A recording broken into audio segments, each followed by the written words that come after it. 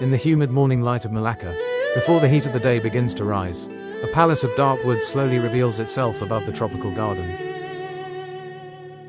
It does not dominate the landscape. It hovers within it. Layered roofs, carved beams, and shadowed corridors appear through drifting mist like a memory returning from another century. Not a single nail holds it together. Every column rests in a joint shaped by hand. Every staircase is locked into place through a system of balance, pressure, and understanding passed from one generation of craftsmen to the next. This is not only architecture, it is knowledge made visible. The palace we see today is a reconstruction, yet its spirit reaches back to the 15th century, to the reign of Sultan Mansur Shah, when Malacca stood at the center of the maritime world.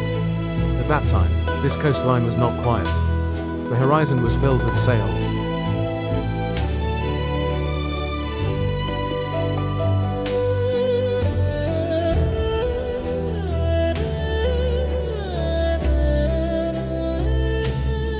Ships arrived with the monsoon winds from China, from India, from Arabia, from the islands of the Indonesian archipelago. Their hulls carried porcelain, spices, silk, sandalwood, manuscripts, metals, and stories. Malacca was not simply a port. It was a meeting point of civilizations. Languages blended in the markets. Religions crossed paths in the streets. Diplomacy unfolded in measured gestures beneath royal roofs. And here, at the heart of that world, stood the palace. Raised on stilts above the earth, it answered both climate and symbolism. Air moved freely beneath the structure, cooling the interior. Height expressed authority. The ruler was elevated, not in isolation, but in visibility. The building stretches nearly 75 meters in length. 3 levels rise in harmonious proportion.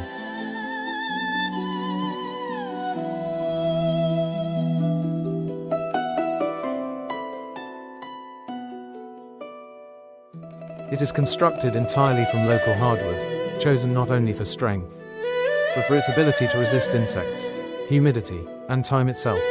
And then there are the carvings. Surfaces flow with patterns that seem to move even in stillness. Floral forms unfold into geometry. Geometry dissolves into lines without end. In Malay court culture, decoration was never mere ornament. It was philosophy.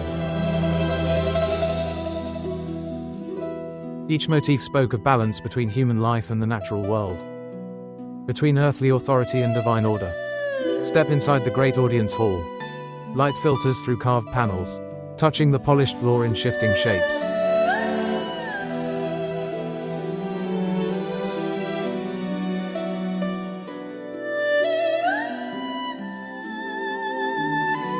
This was the space where the Sultan received envoys from distant empires.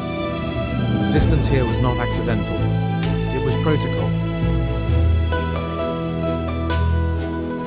The number of steps a visitor could take forward, the height at which they stood or knelt, the angle of their gaze. All expressed hierarchy more clearly than words. Textiles carried meaning. Songket woven with gold thread shimmered in the filtered light, not only as clothing, but as declarations of rank, origin, and favor. Ceremonial weapons rested beside the throne.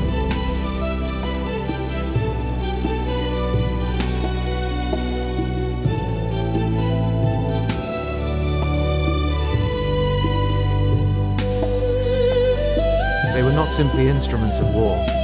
They were objects of legitimacy, each one tied to lineage, to law, to the continuity of rule. Court life moved with precision. Musicians performed in controlled rhythms that echoed the structure of governance. Dances translated political order into gesture and form.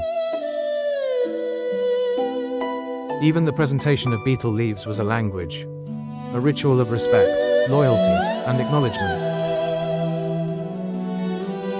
In the 15th century, Malacca was not only powerful, it was cosmopolitan in the truest sense. Islamic scholarship flourished here. Legal systems were written and enforced. Maritime trade was regulated with sophistication that astonished foreign visitors. It was a city where faith, commerce, and governance formed a single network. But power built from trade always looks toward the horizon. And from that same horizon came change.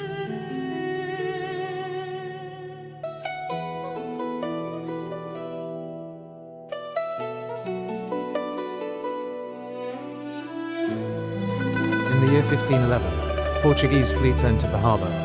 The sound of cannon fire replaced the music of ceremony. Smoke rose where banners had once moved in the wind. The city fell.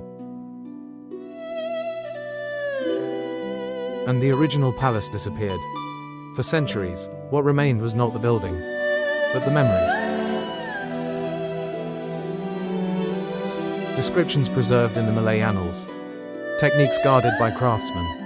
Cultural forms carried through ritual and storytelling. The structure we walk through today was completed in the 20th century. It is not a replica of loss. It is a reconstruction of identity. Each beam follows traditional methods. Each proportion reflects historical record. Each carving continues a language that was never truly forgotten. Now the halls hold museum galleries. Weapons, manuscripts, royal costumes, and diplomatic gifts stand in quiet display where living authority once moved. Visitors walk barefoot across the wooden floors.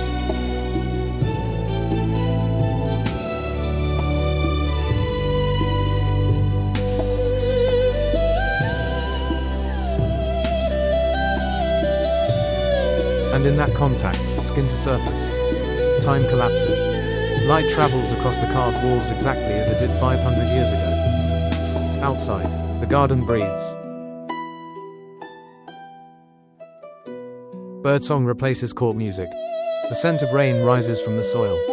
Leaves move in slow patterns against the sky.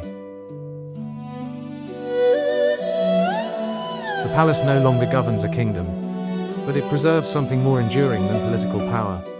It reminds us that architecture can hold memory, that craftsmanship can outlive conquest. That identity is not erased by destruction. It waits to be rebuilt. As the sun begins to set, the dark wood turns to gold. Layered roofs become silhouettes against the evening light. Shadows lengthen across the steps.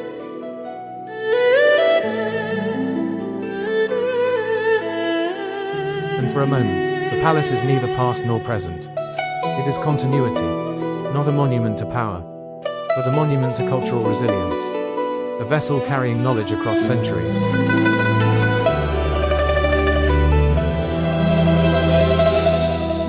Thank you for walking through this palace of living heritage with us. Subscribe, and continue the journey into the world's most timeless royal courts.